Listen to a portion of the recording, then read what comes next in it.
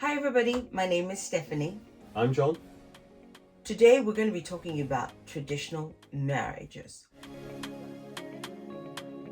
It's all about the love. It's all about the family. This marriage certainly isn't traditional. Mixed marriages are more common nowadays, but still it's not traditional. It's not traditional, but it's happening, and thank God for that. It should be about love and not color. But we're not specifically talking about color. Family dynamics, what you grew up with. I mean, first of all, I think we should explain what kind of family background that we had. My dad was a mechanical engineer. He used to work in London. And my mum was a nursing consultant. She didn't work when we were growing up. She went back to work after we had gone to school. But my dad continued working pretty much straight away through to his retirement. Went on holidays together. But as soon as I was 21, 22, I wanted to get out. There wasn't an outward showing of affection in the family. Yeah. John started to be like that when we got married. I would You say, were yeah, not- there was a bit of me that was certainly Yes, like that. and I wasn't going to accept that. You see, I, on the other hand, came from a totally different background. My mother and father, it was all hugs, all kisses. When I want something, I got it. The first 2 or 3 years, we came to an understanding of how we wanted to bring up our children. It's a conversation that we should have had earlier. But you see, I'm married to a man who is adjustable, who's willing to be better. I was willing to be better as well. So between us, we made it work. We normally find a middle ground. We always don't find a common ground. Yes, there is a middle ground if you have one partner who is willing to listen. Unfortunately, the role models they've seen, be their parents, be their grandparents, may have all been like that. And if they aren't willing to accept some form of change, they're going to go down the same road. True.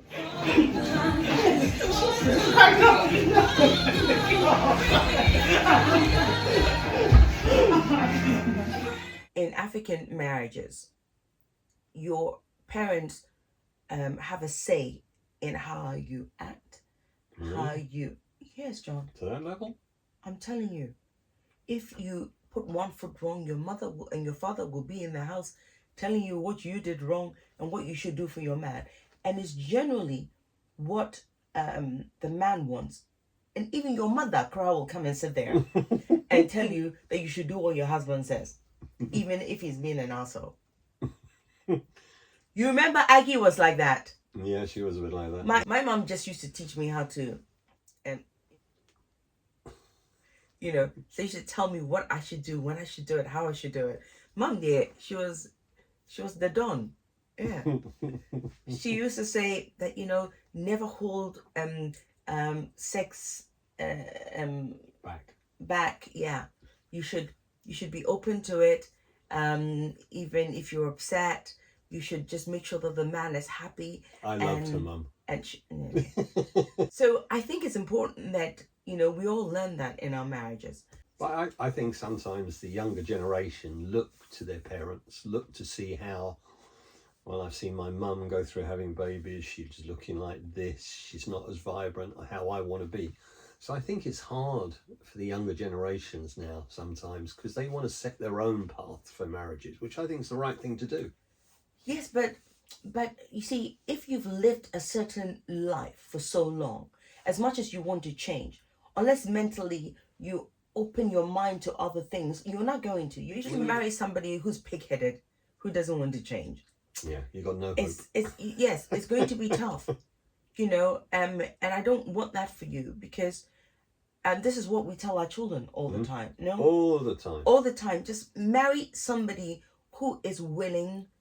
And like you. That's the And odd like thing. you. I always say- You say they need to be of the same standing, they need to be of like mind, and they need the same aspirations in life. You need to sit them down to understand how they're both going to live, what religion they're going to pass on to their children, how they're going to pass it on. Sometimes it helps the children when they have both beliefs, and then they can pick one when they grow up. Yeah, they can come into their own sort of, because they will do when they get older. They will do. They will do. If they haven't been brainwashed in their younger years, they'll be able to decide. And you have to allow your kids to decide. Joe, Kotaboto, and Joe Cutty Butter. yeah, Joe Kotaboto, and my daughter Natalia. You gotta talk back to me. Who yeah? What did they say? Your friend me a queer. Medinde, Papa Kwame, Papa B. Sorry? And my daughter Natalia, you know, she went to the best schools. She traveled when she wanted to. She had a gap year and traveled all over the world.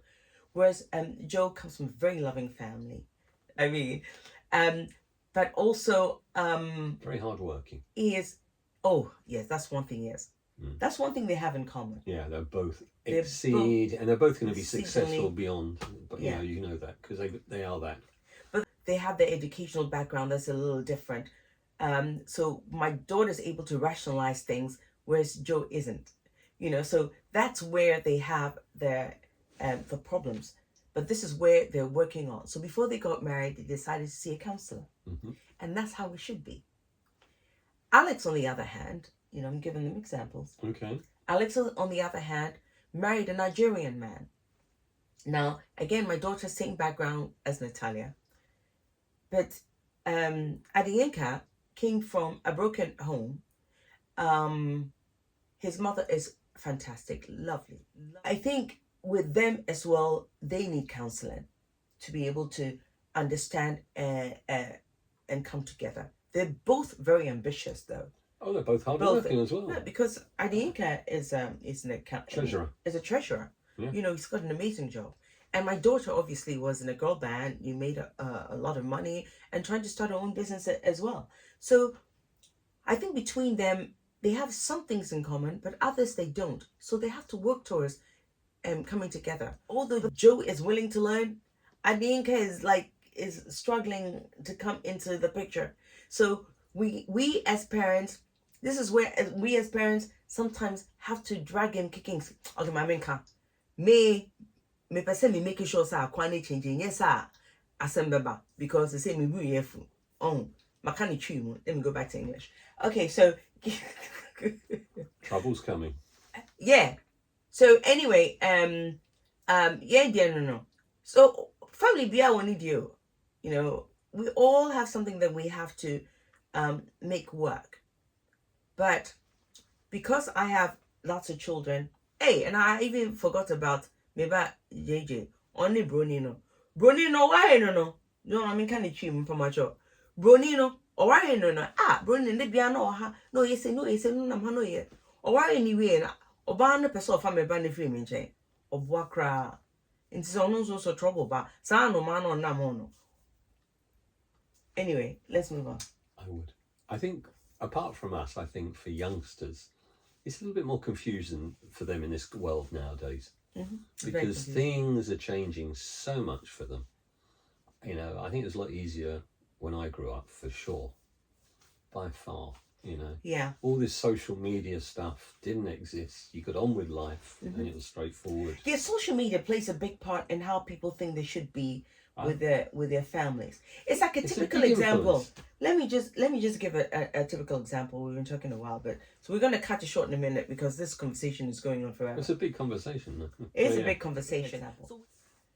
There's a young lady on Facebook who married a white guy, and she used to go on the internet dancing. Watch her video. Mr. Korobidi was a serial cyber molester. Went to Vegas. This is a part of the book that you guys need to read. At the end of our divorce, there was a girl who came out who was 19 years old who talked about how she was, you know, sleeping with him in Brazil.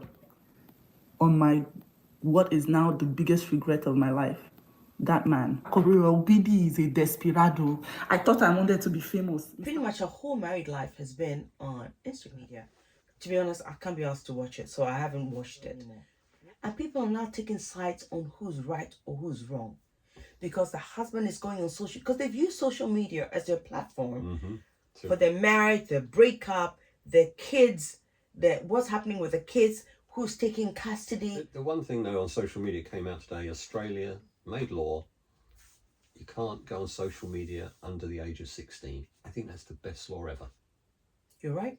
30 million they're going to fine the social media companies if they don't put policies and restrictions in place. This is all the social media. That will come all around the world eventually. Good. I agree, actually. I think it should be 18. Yes, even better. Just like I said, I think it's very hard for young people growing up in this world, seeing what type of marriage they want. Because that's the important thing. It's your marriage. It's not your family's marriage. It's you and your partner going forth in this world. You're the ones that matter. And pick well. Yeah. Please. You said if to he's adjust. pig-headed, he will stay pig-headed. Yes. So it's really up to you to pick well. And you have to break free from what you know didn't work with your family. Because you know. You know what didn't work. Mm-hmm. You know that your father is going out cheating and coming home with other children. You know, yeah, it happens. They come home with other children, and next thing you know, that person's children are living in the same household as you with your mother. Those things are not right. You forget about how hard it was to deal with that situation in your household. But you go into a marriage doing exactly the same thing to the woman, and not remembering that your child is also going to find it hard like you did growing up. It wasn't easy. The dynamics does not change if you repeat the same cycle. So you have to protect your children. What about your parents? Something that they did that you told yourself you would never repeat. Gosh, that's a hard one to pull out the bag. I think not to be so regimented. To chill a bit. Because they had so many set things to be done at set times on set days. And do this on these days and that. You know. How do you think it affected you though? Well, I suppose it makes you that way a little bit. You've got to do things in a certain way, a certain order. Life doesn't have to actually be like that, and you can still survive. Yes, but It makes you possibly a little bit introverted, maybe. I don't know. do you think you feel the need to please all the time? Oh, I know I do. I know. Certainly you. Other people I don't. You I do. I like to please you. It makes me happy. And it makes you happy, I hope. Is it because you saw your father try to please your mother all the time? No, I wouldn't say I saw that a lot. I don't sort of recognise it, but he certainly... I didn't really see my dad around other people very often. So I can't remember how he was with other people. Yeah, you certainly do not like Supper to please fools. anybody. This man, he doesn't like to please anybody. He will not say or do anything anybody wants him to do unless he wants to do it. I'm 65 years old almost. You've never been that way. If you don't like somebody, they know you don't like them. You don't even talk to them. You don't even look at them. And that's not who I am. You see, it doesn't matter how much I dislike you. If I feel you're looking uncomfortable, I don't want to make you uncomfortable. That's my problem. That's why as a pair we make this wonderful couple, really balanced. It's not balanced at all. Because he annoys me when we go out and somebody's come to talk to me and he's like dismisses them. I'm thinking, well, Jon, don't do that. That's rude. They're going to think you're insane. I don't care what they think. I'm thinking, you have to care. Because I care. Anyway, so yeah, it's sort of been tough. He's come around to it a little bit. And I see how much it hurts him to do it. Yep. Like, it kills him. Yep. But yeah. So, at least he listens to me a little bit. Anyway, well, I think we've been rambling on enough about traditional marriages and how to cope with it, and It's gone off on a few tangents. yeah, But anyway, and being yourself. But I think we spoke a little bit. only a little bit. Well, maybe a bit more. Sorry, Maybe more than a little do you bit. think we said enough? Oh, definitely. Yeah, I'm sure. Yeah. Yeah. We'll see you again next week. Jon? Bye from me. It's all about the love.